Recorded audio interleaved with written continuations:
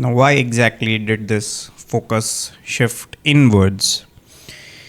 We have discussed this in the previous videos that there was some cultural stagnation by the time we reach the age of the Atharva and then so on and so forth towards the Upanishads. So there was this cultural stagnation. That should tell you a lot about the time that elapsed between all the four Vedas. There was centuries worth of time elapsed. Now people had been practicing sacrifices. Due to that, there were people who were required to memorize all those hymns.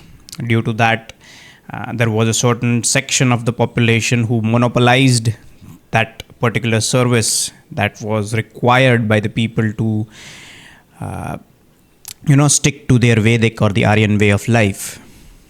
Now, this gave rise to caste rigidities. Each and every so there was a vacuum for the people who could recite those hymns. There was a vacancy in the market for people who could memorize those hymns and conduct those sacrifices. So on and so forth. Parallelly, there were other things that were required in the market, and people belonging to so and so communities, they capitalized on those opportunities, and this is how the Varna system began.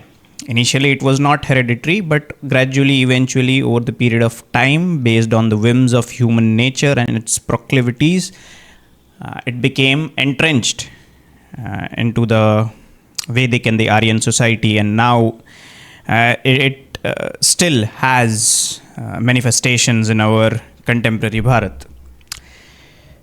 So now what happened was the tendency, we have discussed this in many of the previous videos as well, the tendency of worship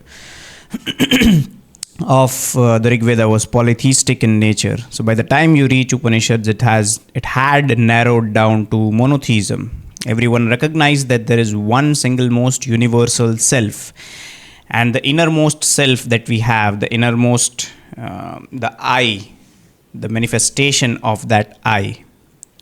So think of it as slices of pizza.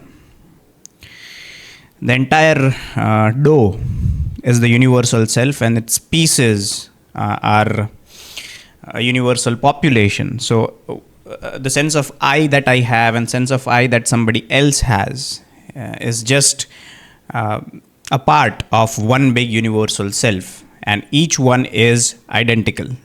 That is what is at the base or the synthesis of the Upanishadic thought. That is the innermost self.